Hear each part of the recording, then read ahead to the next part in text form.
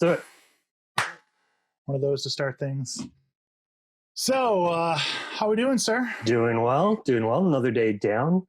I was having this conversation with almost on a daily because I have a day job in marketing, advertising, like creative consultancy, and just talking about how days seem to be disappearing.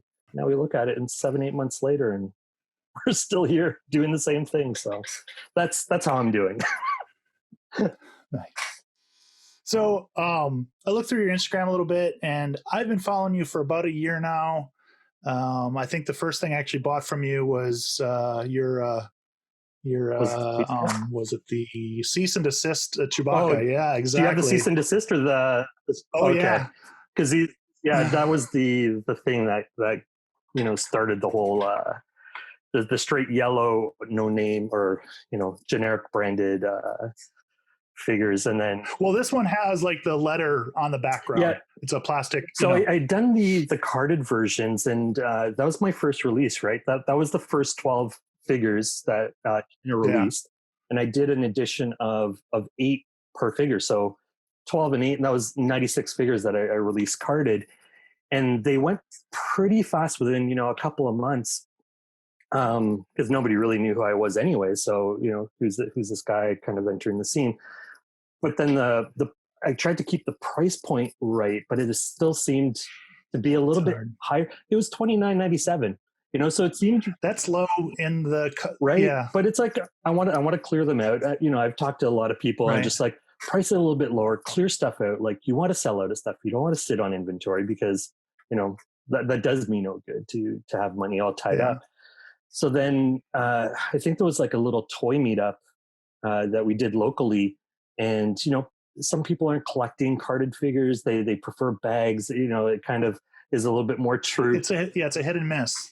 So I'd done some quickly, using the same graphic, and just put them in little bags with little cards inserted, and those did really well for about a year, and sold dozens and dozens. Probably again, cast probably another 100 figures out of those molds, and then that cease and desist, like the interest just petered off like completely, right? And this is a year and a half after the fact, so it's like that's fair. Like I think everybody got their fill of it, then I got that cease and desist, and I still had a lot of I just used the inkjet here for those, so I still had a lot of that artwork. I'm like, oh sorry, I can't throw that stuff away. So I just ran them back through the printer with that letter on it, right? And they were not happy that I had done that either. But yeah, it was good. It was a good talking piece for a lot of time, because when I do a show, I would set up a little stand that was kind of like that you'd see that legal warning.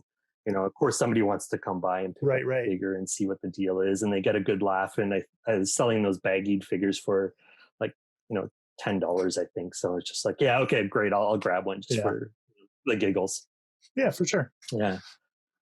There's like 2 or 3 generic, but we have that same problem with, huge chain store, grocery stores that basically all have that same logo, throughout all their stores. So I'm sure, I'm not saying that it would be any better on this side of the border, but you'd run across that same thing. But there's definitely like a lot more leeway when it comes to like parody laws and things that are built to be creative. And that one toy dealer that I've been working through right now, he's not a lawyer, but he's kind of given some guidance, like as long as you're numbering them, you're signing them, like you start to kind of bypass the I'm not trying to pass this off, right? Because now it's a piece of art. So I've made it pretty consistent when I'm stepping on maybe somebody else's intellectual property, to try to make sure people understand that it's a piece of art, and I'm not passing it off as something that you're going to see on their shelves. I definitely respect Obvious Plant when he does his he does his drops in store, but again, you see it's his brand, and if you know what you're looking for, it is what it is. So yeah, just go to Kid Robot, they'll put out 50 billion of them. Yeah, too true.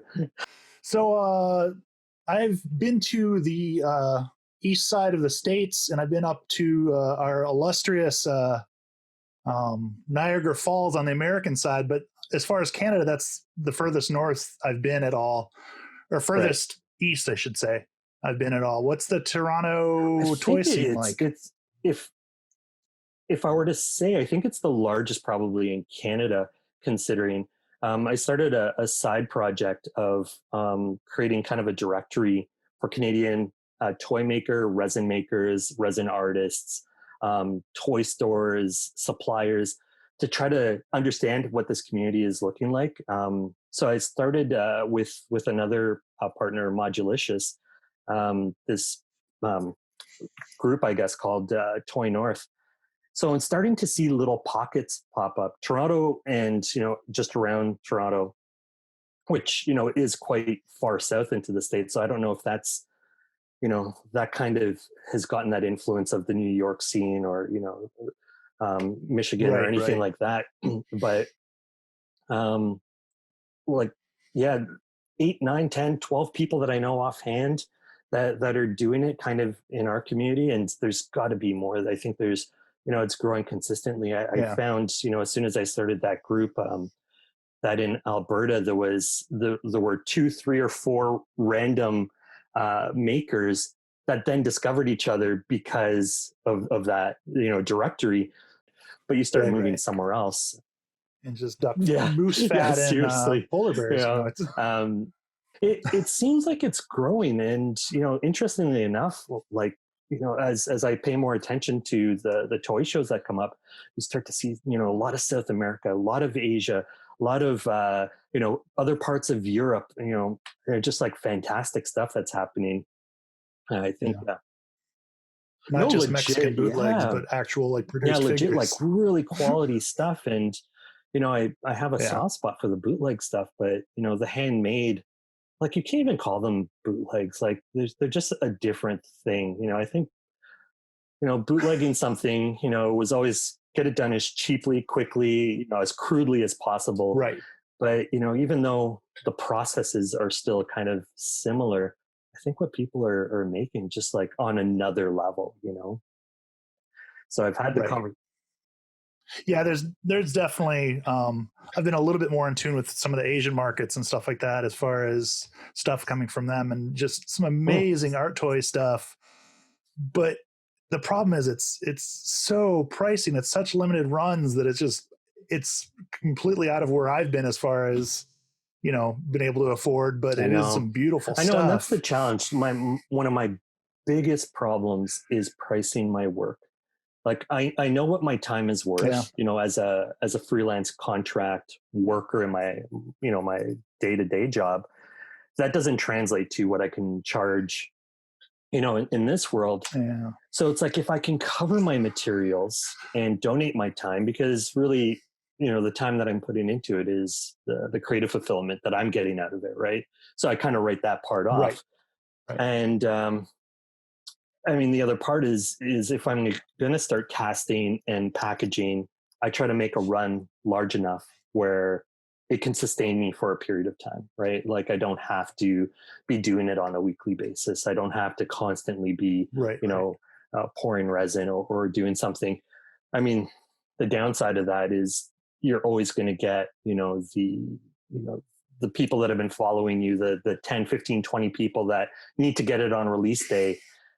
And then if it was a run of 50, you're sitting on, 20 to 30 other pieces, which Right. is good problem to have with inventory, as I do shows and I'm always struggling to get inventory Yeah. levels.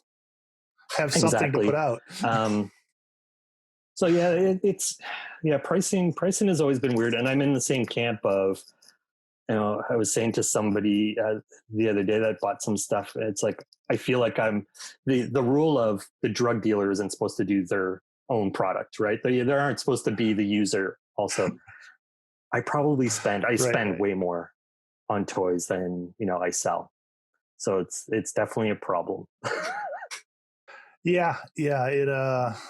I haven't gotten into the making. I've been getting into the process a lot more than the making of, um, which is usually my downfall. So, but that's why I started this podcast, because the world that world of that, or that community, I should say, is always impressed me with how much they do help each other out, how much they do, try to promote each other's stuff. And realistically, like pretty much, like, when I first started sending out emails for interviews, I would say 90% of people were like, "Yeah, let's do this. When can we do this?" Yeah. Kind of thing. So it's been nice for me, just not even really being in the world technically, but being like that invited into it Yeah, and that's has been that's a really good nice. point too. Like I don't know anybody specifically that's organically kind of fallen into this and been self-taught from, start to finish, like from entry in to, Right. being completely successful. I think, on some level, there's always been the questions, there's always been the asking, there's, obviously you need to build a bit of a relationship with somebody. I call it like information vampires, people that just will constantly ask you the information, the tips, the secrets, the materials, but they offer nothing back. It's like, I don't need you to buy my toys, Right. but on some level, I need the interaction. Like, it's either liking or subscribing, or what are those things that you can somehow repay.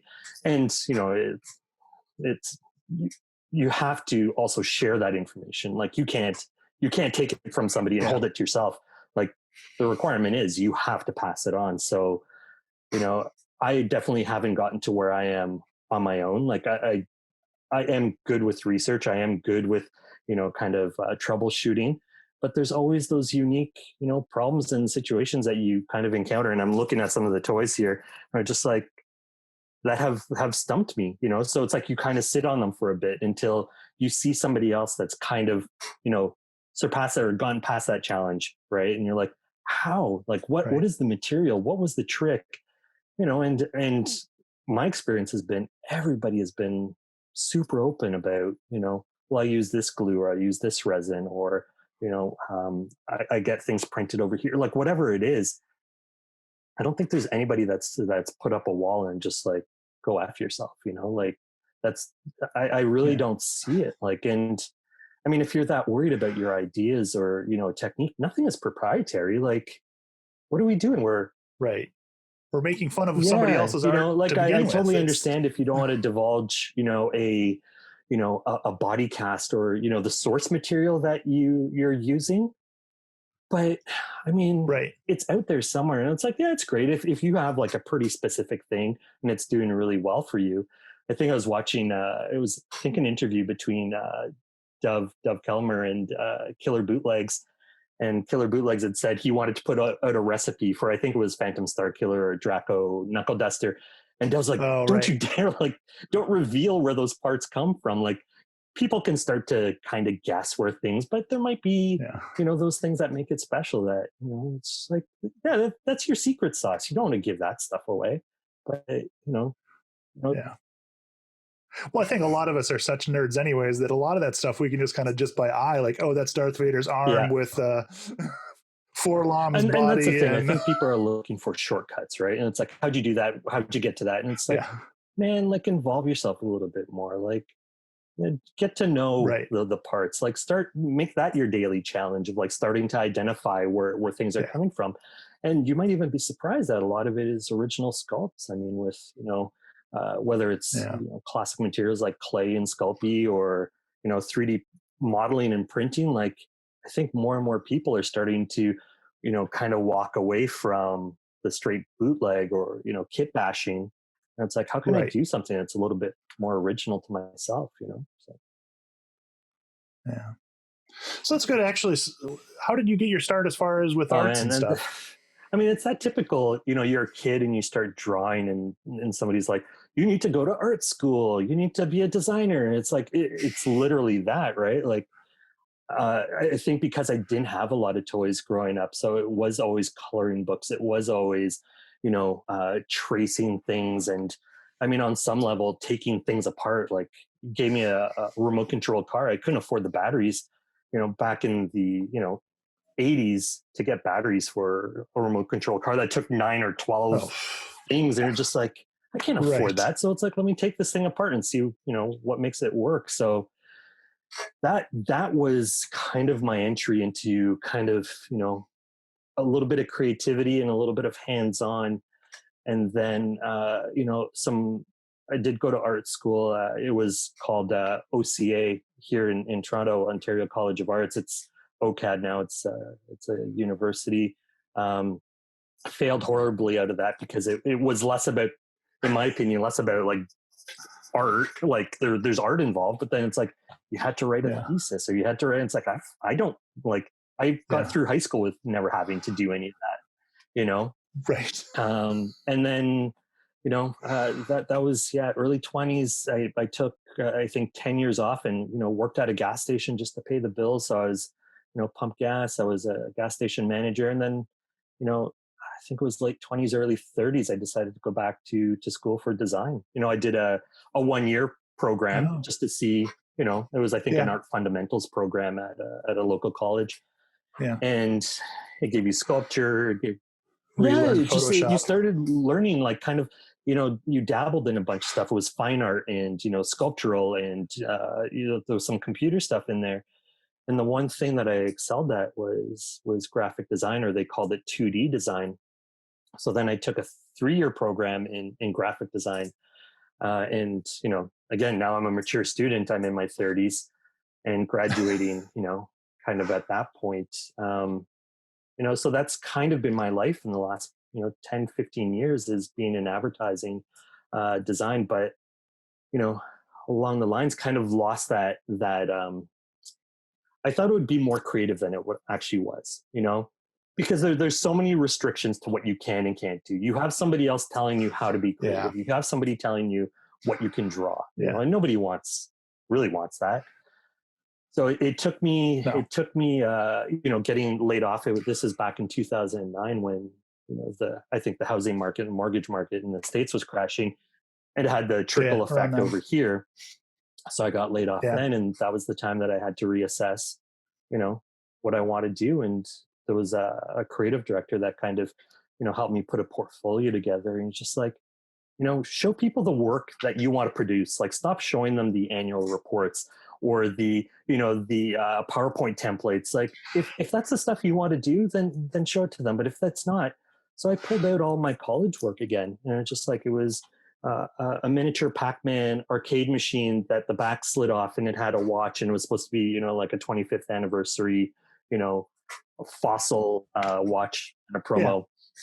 So things like that, things that were dimensional, things that were, not your traditional, advertising or graphic design, but there was always a design element to it. So, that kind of got me to where I was, mid 30s, I guess.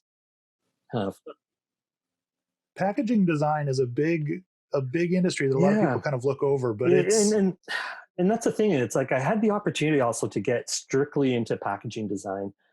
And I felt in general, it's like, it didn't matter if I ended up in advertising or a graphic design agency or a package design firm or whatever.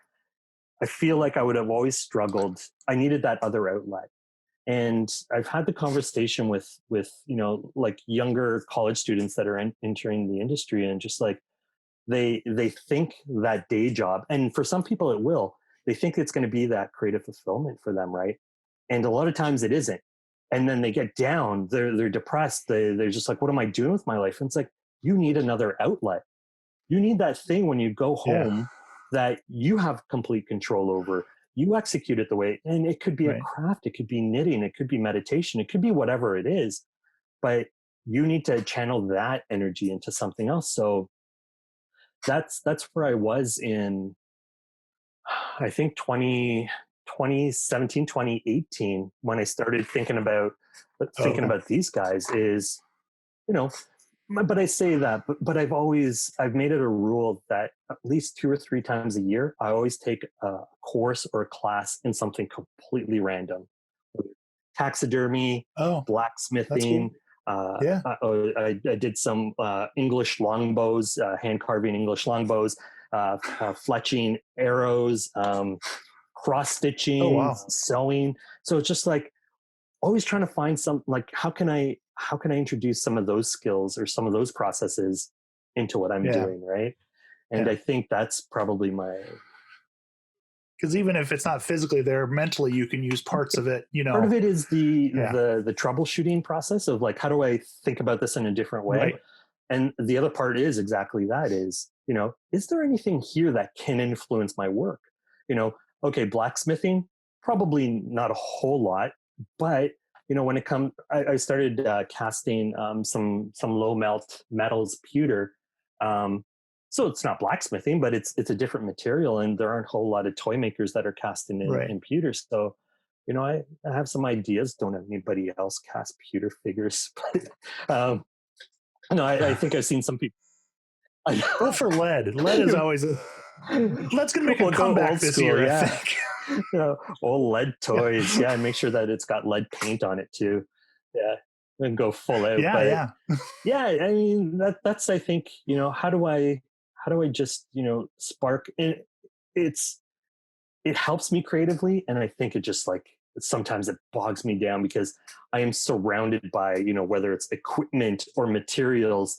It's like I love doing the research part sometimes, and sometimes that scratches that itch of like, oh, Yeah. okay, cool, but now I have a 24-inch wide vinyl cutter in the basement that I use once or twice a year because I'm making a T-shirt or a stencil for something. But Yeah. I mean, I don't know. It's a good problem to have, I guess. Yeah. Do you have any projects from like when you were a kid that you still use as inspiration, No, not or a like whole lot. need to get out of the attic No, at mom's no, house? not really. I mean, again, like a lot of that stuff just doesn't exist. Like it didn't either. It wasn't created. It didn't survive, and I kind of regret, those parents that kind of kept that box, kind of tucked away under the stairs. I Yeah. don't think there really is any of that. I think it all got, binned long ago. But the one thing that stuck with me for years and years is, those 101, 501 electronics kits, you know, you jumper Oh yeah. cables, and it's like you follow the schematic, Right. and Right. you hopefully Yeah. get to the end where it's like you press a button or turn a knob, Up. and you hear the radio. Yeah. And a lot of times it didn't Oh. work. It was like writing I don't know if ever you Yeah. wrote like Commodore 64 like basic code or something. You write Yeah. hundreds of lines of code, and then you go to execute it, and it's just like syntax error. You're like, where is it? Like, you have to like troubleshoot. Yeah. So anyways, yeah, those electronic kits, it's something I'm interested in, and I don't know what I'm going to do with it yet. I have some ideas of what I want to do with it. But I have a couple that I've been keeping in the basement. One's I think maybe Yeah. I we moved a same. lot growing Yeah, up, every so 3 years. So it's just like, yeah, every yeah, three that was years, new us. town, new city, new neighborhood. Exactly. And it's just like, which always meant new school, new friends. Yeah. So it's like toys kind of always, kind of got left behind. Yeah. Fell So it's through the like, you always cracks. kind of just, Yeah. me, it was like usually just poking around in the dirt, going, there was always some kind of like Yeah. wooded area. So it's like, you're kind of, kind of trudging through the woods or doing something. And yeah, I didn't keep any weird drawings. I didn't keep any, I think that's what I'd be more Yeah. interested in. I think that's kind of like where, this kind of stuff, started coming out is I'm really, really into how kids draw these days. As I find people that are producing that kind of stuff. Mark Todd, I don't know if you're familiar with, like, he's an illustrator slash artist that's kind of been coaxed into making some toys. Like I've been collecting some of his stuff because it just has that, it's an adult doing it, but he hides it so well.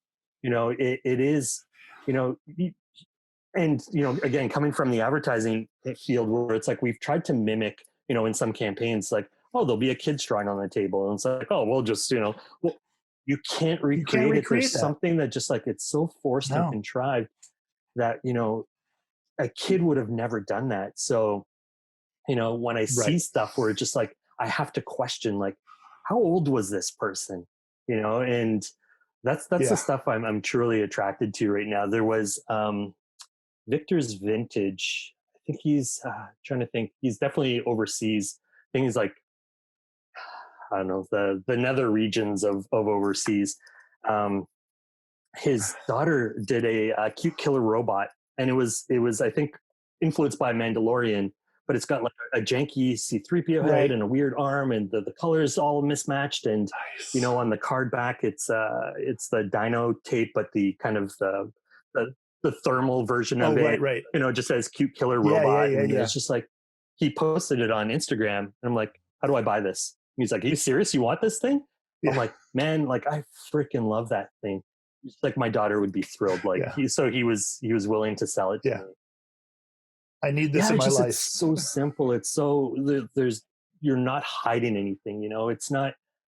And I had this Right. conversation with somebody about where's the toy industry, like this handmade industry, going, because like people are getting better with the processes. Like you can't see the seam lines. There's full articulation, not Yeah. even magnetic.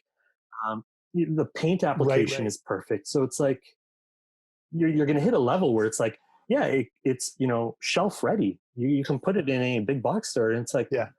I don't know. I think it's missing, back to the roots of like those Mexican bootlegs. I think there was something kind of charming Yeah. about those things.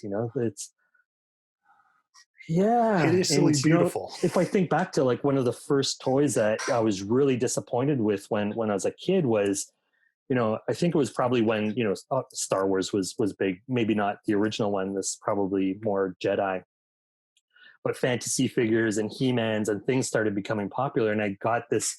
The company was Arco, and it was just like these off-brand, like I think they're bendy, kind of like the rubber with the wire inside. And I was just like, man, this stuff Right. is garbage. Like it's trying to be He-Man, it's trying to be this other thing, Dungeons and Dragons, maybe. That stuff's super Yeah. expensive right now. So it's like I Oh, yeah. hated it. I Yeah. hated what it stood for. But now I regret ever, letting it go. But Right. Yeah, I think it was one of those toys where your parent would bring you home what they thought was the thing, or maybe it yep. was the cheaper version, and that's all they could afford. That was usually with my cases. Like, mom was like, "Well, what's over here in the clearance bin?" Kind of stuff. And as a kid, you're just like, "Well, none of my friends play with Yeah. that. I can't play with it." Whereas now, all these collectors are looking for all those one-off He-Mans and Oh, those you'd one-off, be mocked. I remember it was another birthday where my aunt took me to the department store, and she's like, "Oh, you can have, it's I forget what limit, and might have been $10, might have been $20. Buy right? yourself a toy." And it's like I was instantly in the Transformers aisle, and she couldn't afford any of that. Yeah, She's like, "No, not that." And she pulled me over yeah, to the GoBots, and I was like, how do I tell her I don't want any of this? yeah, But now GoBots are the yeah. things that I love because they're so simple. Right. They're almost very geometric. I hate that Transformers, especially I think it was the Michael Bay movies. It's just like, what am I looking at? It's just like none of this, Yeah. none of this is appealing. Like I want, rectangular Right. Right. legs. I want a rectangle for a body, you know, like Tom Hanks in Big with the skyscraper that turns into a robot. Like I want that thing. Right. Right. Now I wouldn't have wanted it then, obviously, but yeah, Yeah. that's my fascination now, is like how rudimentary, how simple can you get a figure, but it still kind of evokes a feeling, or you know that there was Yeah. some skill behind it. Like green plastic tunnels, uh, like Oh, like who man. I don't see Yeah. anybody else really doing what he does. You know? No, and at this point, like, I love his stuff, but I would hate to just like pull from it because it would obviously be Yeah. stealing a and beautiful and that's idea. again one of those, I think, pure ideas that nobody else is really doing, and that if you didn't alter it and make it your own on some level, and I don't even know what that is, like you're just going to be shot down. I Right. just feel like it's Yeah. probably when the Suck Lord started and people were looking at killer bootlegs, like you're just ripping off that guy, and just like, yeah, Right. Right. maybe, but I mean, they're both dealing with action figures, right? Like they exist. The stuff that Green Yeah. Plastic Tunnels does, like I don't know where It's that. art. Yeah, where It's is that? 100% Is art. is it? Is Yeah. there a reference that's dimensional and lifelike that's just like he's simplifying it down, or it's Yeah. I think I read somewhere that his dad worked for like yeah, Kenner, like one of the big, yeah. Well, he one of the big was. I think three. he's posted a And few times like so, the Dagobah playset. I think he has his name yeah. etched into it. there's like Yeah, a something lot like of that. Yeah. hidden, whether they put the kids' names in there, it's like they hide it kind of under the paint Right. Right. job, but it's definitely there. I think he sculpted, his dad sculpted Healy Maid's Glyos figure with the hooded. So Oh he got yeah. his dad Yeah. to, I guess, commissioned him to do that sculpt. So it's in Kenner style, and it's kind of a Yeah. Kenner uh, GI Joe esque. So Yeah. it's definitely a good mix, Mix of and the all the different the colors that he's been doing, all the colorways that he's been doing that are paying homage to a lot of those other properties has been great. So yeah. That's a good question. You brought up Healy Made, which he's Hmm. made beautiful stuff, but he typically does Hmm. very limited runs. Where do you fall on that? Being a collector plus a maker, you kind of are running both the gambit Yeah, on it. well, and the thing, and I don't know that Healy Made does, and I could be completely wrong. I don't think they're completely closed runs. I think they're limited what he releases, but I think he's totally open to, if Right. there's interest, he'll bring it back on some level. Like, I don't know that there is a 2 of 20 wrestling Star Wars figure Right. Right. mashup. I know they're I love fantastic, and those. again, to see a full shelf of that stuff. Yeah. So for me, there's some stuff that I kind of leave open edition, like these little robots, these MTSR guys. Like, Right. I did 30 of this blind box, and again, it wasn't about making them exclusive. I didn't want to do a limited run of these. It was more about, can I get away with doing a blind box? Is anybody going to be interested in not knowing? I mean, I showed all the colors that were available, and they're all like these metallic Right. mica Right. powders. Um, so I don't know. It's always hard to tell. I mean, some artists, and I kind of do it myself, is you kind of tease out something on Instagram and see what kind of interest there is. Part of it is kind of laying the groundwork of like, hey guys, I'm kind of working in this world right now, and you're kind of planting a flag of don't tread on this until I do it, because I've definitely seen that kind of thing happen. And other times it is just, is there interest, or are people gonna or want? But Yeah. honestly, the interest that I get on Instagram, like where posts blow up, like this thing, and I didn't take long to produce these, but then it didn't equate into sales. I think it is just a lot of instant Yeah. hype, and like, but yeah, it's hard to gauge. I mean, I'm totally down. It's like, somebody wants a toy or a figure, they should absolutely get it. Will I redo a series 2 of these like this, so somebody can finish the collection? There's some people that have Right. 8 Right. of these, and they weren't able to get the 4 because I didn't sell them as complete sets. I sold them as singles, right? But Right. I won't. It's just like, it was a time and place thing, and it's like, I can't bring myself to do that Yeah. again. Um, Yeah. but I mean, I'm always open to. Well, no, if something is numbered, it's done for me. And I would hate, and I've seen other people kind of re-release figures, and just like, it's series 2, but everything's the same. The card is the same, the figure is the same. You know, Right. I don't think a new paint application really necessitates or justifies calling it another run. But I mean, that's up to them. I mean, I don't typically buy into that. I mean, Yeah. if and here's back to Mark Todd. I missed it when he did a Darth Vader and the Chewbacca. I got in on R2D2s and Stormtroopers and Luke Skywalkers. Yeah. So as a completionist, I want those first 2. So there is conversation. I think that they might bring those 2 back as a variant, which I'm totally cool. But I Right. can have Right. that complete set. So I think if Yeah. enough has changed, that you're not stepping on somebody else's toes, because collectors are buying it because there is maybe some inherent value to it. Yeah.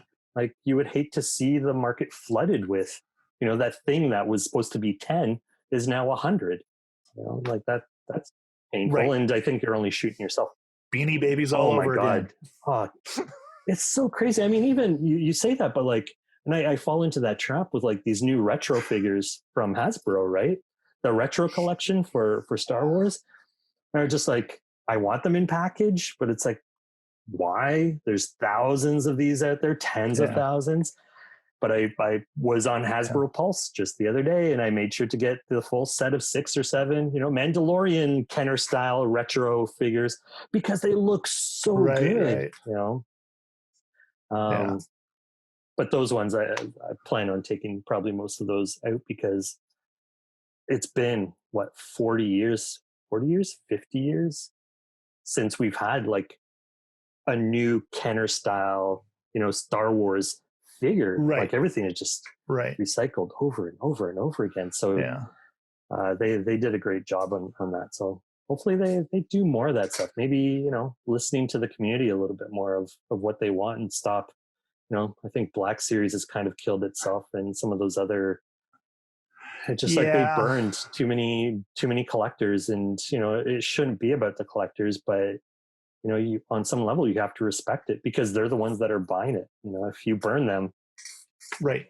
they're gonna they're gonna turn their backs on you. So Yeah, it's kind of a two-edged sword. So I got big into collecting around the whole 90s X-Men, 12 different titles, Spawn, McFarlane, and I was still reading, and then it got to the point where I was getting more than I was reading, and then I kind of turned that into toy collecting more. And then that started happening in the toy world too, where they're, putting out rare random figures and, short shipping certain other figures. And it very much turned me into an anti-collector. And now with this new generation that I've been kind of getting back into, I've stayed away from like the He-Mans, and the only retro I have is Chewbacca because it's Chewbacca, and I pretty much have to stay true to something. But I'm sure you're still selective with the Chewbaccas that get released. You're just like, absolutely not. That sculpt is hot garbage. Like I'm not buying into that, Exactly. And there's a couple things I keep in package, but most of it comes right out of the package. But with the art toys, I kind of run into that too, because like I just randomly found this gal online, and she makes their He-Man friends. Amazing.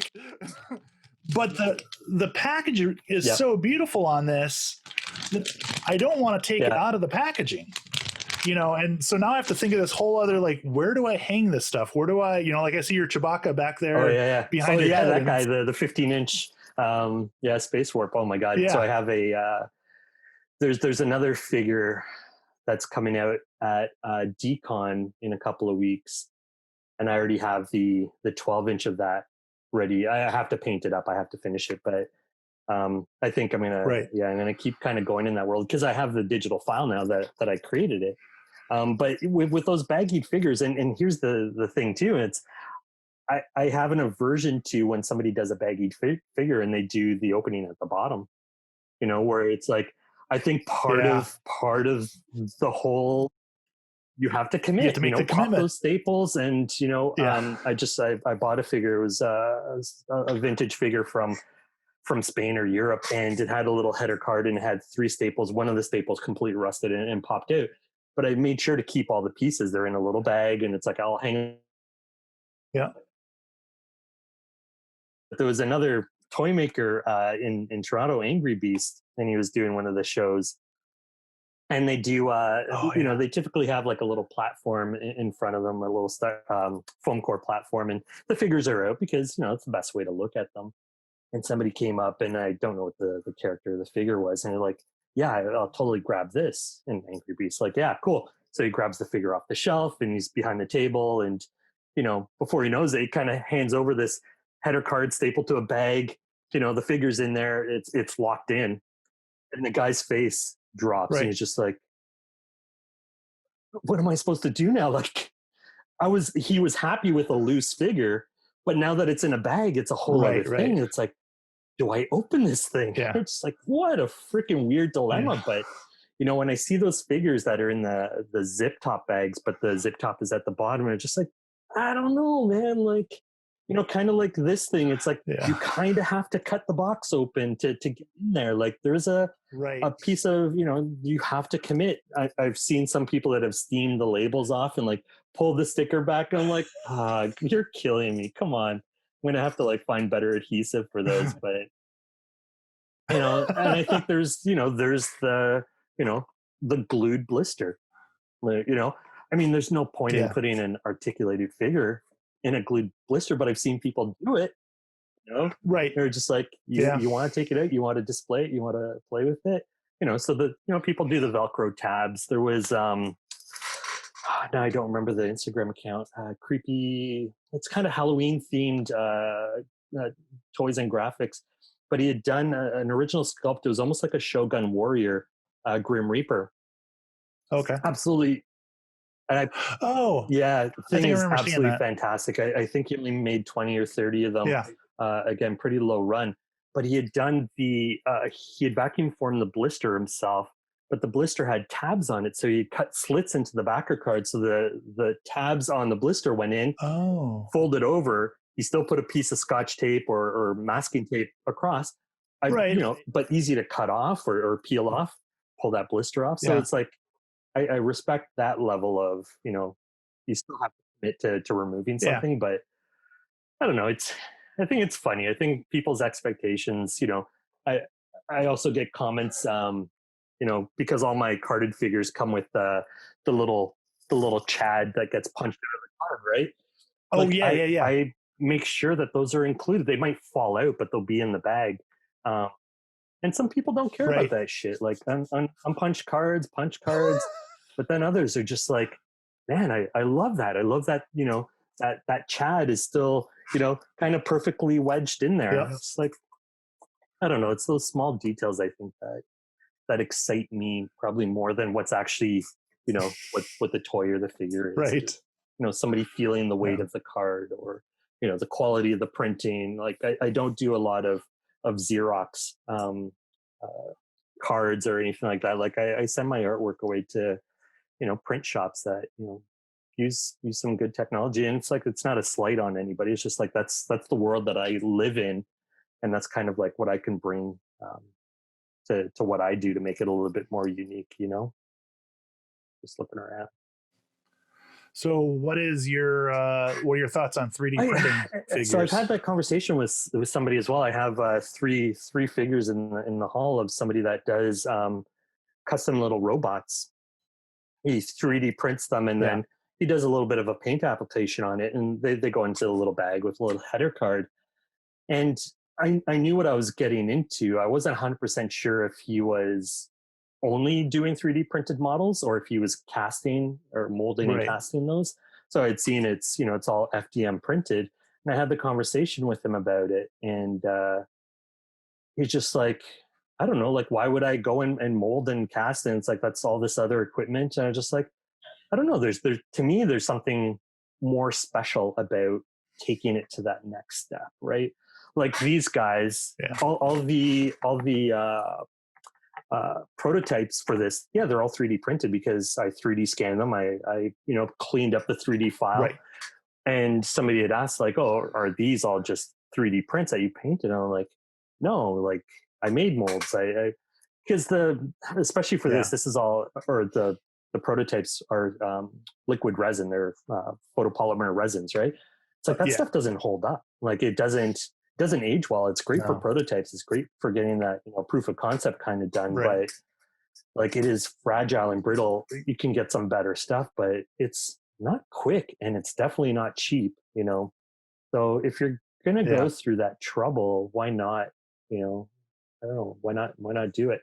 It is disappointing. I mean, there's I think I mentioned, I don't know if it was to you or somebody else, but when I did Fan Expo um, last year, the guy that I was sharing the table with, all our stuff is resin. It's all cast resin. He Yeah. does. This is Darth Salesman, does all original sculpts, and then molds and casts all his stuff, hand paints, and all my stuff was it was bootlegs and kind of kit bash stuff. And everybody that's coming by, somebody would point out like, oh look, Star Wars figures, and like, oh yeah, 3D printing, I've seen it, like cool, whatever.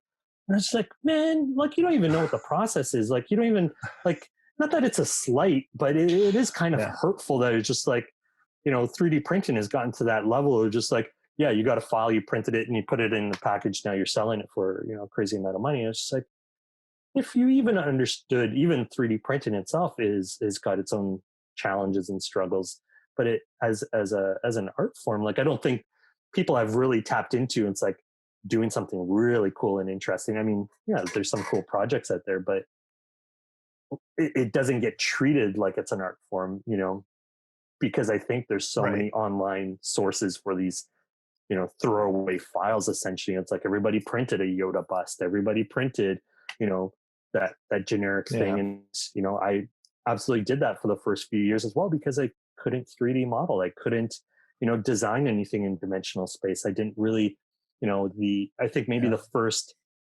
thing that I still use and it's still use and still cast and make.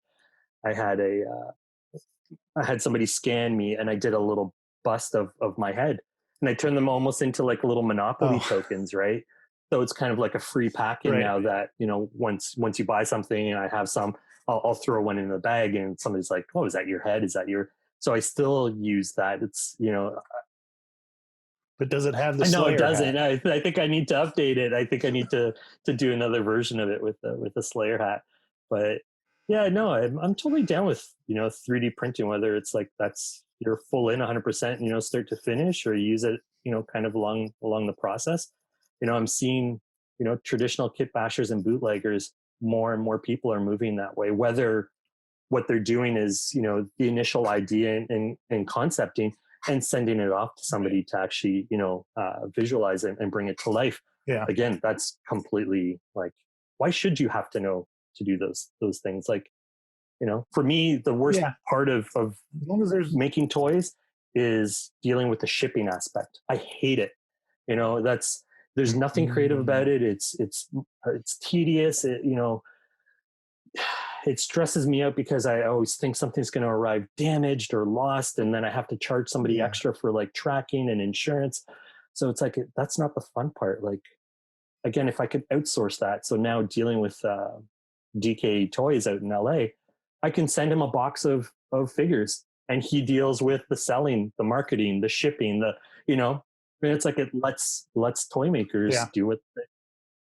And Oh my realistically god! Like advertising too. I mean, you're tapping into a market that the reach that he has, you couldn't match that. yeah. You end up on his table or on his on his feed when he does his live con shows. And it's just like you could never get that kind of reach or that kind of promotion. And Yeah. you know typically I don't think he really curates. He's selective with what he Yeah. wants to carry and he'll guide you, and he's definitely been Right, right. probably one of the best people to talk to, and like, what do you think of this? And he can kind of see with these figures, I had no idea how these would be received, and he's just like, absolutely, Right. let's do these. Like, how do we make this Yeah. happen? And uh again, selling 4 figures at once as a bundle is a bit of a challenge, and it's like a kind of a test to see if people are Yeah. willing to drop that kind of money, and they've been doing well enough to do the second set and then call. I would say the nice thing probably about the maker world of things is that you're typically not selling to Right. kids who don't have any money. You're selling to adults who have a little bit of money. And maybe it's not as much as they would like to be able to spend, but they still, they can drop $35, $45 on something and it's not going to, ruin their whole allowance for the next 3 months. Yeah, yeah, definitely. and But and and that's the thing, it comes down to, I mean, I don't think a lot of people understand it because we're still talking about toys, but we're talking about people that have this income that they can burn.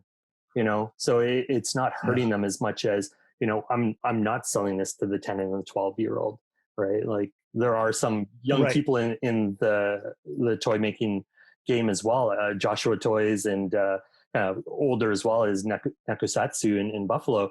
But I mean, you know I don't think they're selling to their demographic either, right? Like it's the 30, the Right. 40, the 50-year old, the Right. whether it's that figure that has a little bit of nostalgia to them, or somebody that just wants something a little bit different, that has never been into maybe X-Men toys, but all of a sudden here's a unique thing or a spoof on something that makes you laugh, and it's just like, all right, all of a sudden Right. I dig this thing. So yeah, it's weird, but yeah, back to pricing, it's the biggest challenge, I think. Like I said, I definitely don't make money, and I'd be lose money on everything I sell. I probably lose money, once I consider all the materials, the supplies, the equipment. I don't think I've gotten to that point yet where it's just like, yeah, man, like this is just gravy, like, just crank out another 10 of these, and that's Yeah. that's money in my pocket. But doing them in bulk, again, like I said, kind of helps. And dealing with somebody that is willing to market, advertise, sell, ship, like that's time that I don't have to do that. Even though there's that cut Yeah. that they're taking, you're paying them essentially to do that. And it's like, Yeah. yeah, that's worth it to me. If I had to ship 80 figures, I have to deal with the returns. I have to deal with the complaints, or I have to deal with, Yeah. late deliveries or damage, like any of that stuff. It's just like, yeah, it's not worth it to me. I'd rather pay somebody to do that. And, Yeah. he's definitely the right person to handle that stuff, because he's really passionate about it and takes it, seriously. So that kind of worked out. When I was stuck in that collector world, I started doing eBay afterwards to get, just to sell off some stuff. And that was the same exact problem I would run into, is like, I just don't feel like putting out 200 packages of something. I'd rather have some way to just, and so I ended up selling all the stuff for pennies on the dollar Just for as what I paid for it. But I was done with it emotionally. I was just but emotionally you done sold with it as a lot sale kind of thing, and just like all of this stuff, Yeah. take it. I know. I Yeah. do the same. I've my girlfriend Yeah. said, it's like, sell on eBay. She's kind of started in the past year of selling some things. I was just like, I don't know, man. Like, I got to take a picture of it, and knowing me, I'm going to want to take a really good picture of it. Multiple angles, Right. and now I'm going to like be retouching these things, and like, I think eBay in itself, and probably have bought more on eBay in the last few months than I ever have. It is hurting Yeah. so much because of the shipping costs, and just killing everybody. And there's very Yeah. few things that I want to commit to, because the shipping costs usually is 50% of, or more of what the item value is. And I'm just like, I can't do this, like. But Yeah. Well, if you guys would open your borders and let us people yeah, back into the seriously, I country. know it's gotten crazy. I mean, even just in the shipping times. But yeah, just the hassle of having to list all that stuff. So I've considered kind of the same thing. I'm thinking about those robots that we were talking about, before the call. Is, at some point, Yeah. it's going to become, okay, well, enough is enough. And am I going to piecemeal this out, or here's a whole lot of wind up robots who's interested? And yeah, probably. And I don't keep track, and I don't know if you're like this, but I don't keep track of what I paid for stuff either. So I have no idea of, am I making money off this, or am I, Right. eating it? Like, and I feel like I'm probably going to be eating it. So Yeah. whatever. Well, and then you have to spend, a good 3 or 4 days just to see where the market's at on something, because the scalping market has just gotten ridiculous out there. And that's another way of making money. I don't love it personally, because it's stuff that I would like to buy also, and it's too expensive. But yeah, just to figure out what something's actually worth, as opposed to what, Well, I do like the eBay tool of seeing what things have sold for, right? Like, I think that's always been my barometer of, if I find something in a listing and it's like, oh, that seems crazy, let me see if something similar, or that exact item has, what is it sold for? Right. And, sometimes they're kind of on par. It's like, sometimes you allow for some market fluctuation, and sometimes it's just like, nope, that thing is completely overpriced. So I'll save that thing as a search, and hopefully it'll pop up again. But yeah, that's how I got my $80 Chewbacca, my what does Japanese it look Chewbacca. like? So This better be special. So it's a Yeah. the Takara Chewbacca, So it's basically Safubi, but it's before Kenner had the licensing. Okay. So they could make whatever they made, and they made several. They made like I think Yeah. 5 different So figures. that must be of the same from generation, of 1977. the same run of the wind up R2D2, the little walking. Yeah, right. Yeah. Oh man, again, that's kind of on the list of things I would love to grab. But yeah, I've never seen that figure. That's great. So in the package, they're like $1,200, and you could find them loose, complete for maybe around 500. And then I found this one. I got it for 88, and it was just like, yes, buy. Because it's kind of like it's been my holy grail for a while, and I just used the bandolier and the bowcaster are just from another figure. That's the thing, like. But it's I mean, scale wise, it works right with them. It's not that much different from what his stuff was. I'll have to look up this line. Like, I don't think I've seen the other figures in that line. I've definitely never seen the Chewbacca. Well, the R2D2 was that wind up one. There's a Darth Vader, a Stormtrooper, I think a C-3PO, and I think that's it. They didn't do any of the heroes other than Chewbacca. And I think. And then Kenner took over, and Kenner did their line. I'd be good with that. Again, and you raise a good point there too. And it's like, I think a lot of the stuff that I buy, because I'm always looking for, that thing that's on my wish list, but it's outside my price range. But if it doesn't come with a weapon or the accessories, like, you usually can get a good deal, or a broken arm, or something, and just like my 12-inch Chewbacca had both arms were broken, and I'm completely okay with that if the price is right. And it's like, I will salvage that. And it's like, sometimes I'd rather have it, it's the Red Wolf Palatoys, again, it's like $100 figure, Canadian, or $80-$90. But it's like, if I can find a slightly damaged one, like, I'm good with that. If it's half the price, or a fraction. The Knickerbocker Lord of the Rings Nazgul. I mean, I've been waiting for that and it's been in my search. But it's like, if you find it with the cape and the sword, and I think he's got a belt, you're talking $1,000. But if I found a regular figure, and it cost me, I think, $150 just for the figure. It had, they said the arms had been glued, but really it was just the paint had seized up. So just like a little bit of a twist, and it's like, I'm happy with this. Like, I don't need it mint in package. I don't need all the accessories, because you could also eventually find that stuff, or like what you did, just substitute something else that just like, my mind isn't what the bandolier was on the original one. It's the figure itself, right? So, no, I love that. Yeah, it's been fun.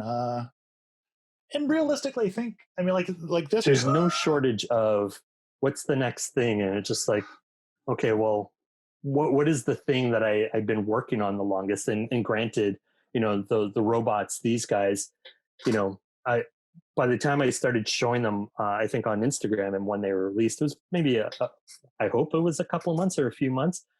But I think realistically, it was probably a year ago that I was, last Christmas or something like that. And it was like, sitting at a table, I'm like, yeah, okay, well, let me see if I can, my 3D modeling skills are good enough that I can recreate this thing and fix the things about it that I didn't like about the original figure, which is the part that I like, because the original figure, it didn't have articulated legs, so it's this Galaxy Laser Team figure. I didn't like some of the proportions of it. So it gives you this opportunity now to not only create a pegged articulation, but there's magnets in there too, so there's no risk of the legs falling off. But doing something unique, being able to, and you probably can't read that on the back, but being able to put Magoob Toys, 2020 on the back, like again, starting to put my stamp on things, like, so right. Yeah, it's a lot of fun. Well, man, Jamie, this has been a great interview. I didn't really know you at all, other than just the work you made, and it's been good. It's good some view from the East Coast and see what's going on over there. And Well, yeah, thank you yeah, very it's been much. really good. Maybe you come out to a fan expo, or I see you at one of the other conventions. Yeah, for sure. Yeah. Thank you so much. Yeah. Yeah. All right, Yeah. man. It's been good. All right. Thanks a Thanks lot. for watching Test Play. Bye.